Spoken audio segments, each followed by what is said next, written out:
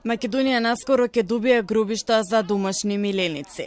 Идејата која доаѓа од Агенцијата за храна и ветеринарство доби поддршка од Министерството за локална самоуправа, град Скопје и заедницата на единиците на локалната самоуправа ЗЕЛС. ОДХВ информира дека иницијативата е во почетна фаза и за нејзино реализирање ќе бидат потребни законски измени и вклучување на повеќе институции.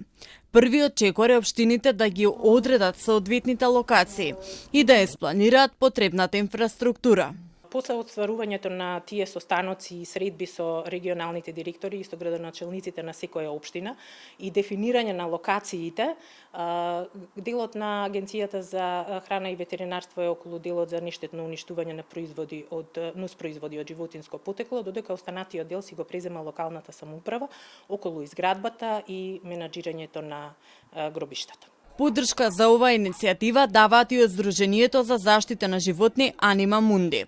Оттаму велат дека одамна барале вакво решение, бидејќи сметаат дека не е хумано труповите на починатите миленици да се фрлаат во комунален отпад или да се закупуваат на несоодветни јавни површини.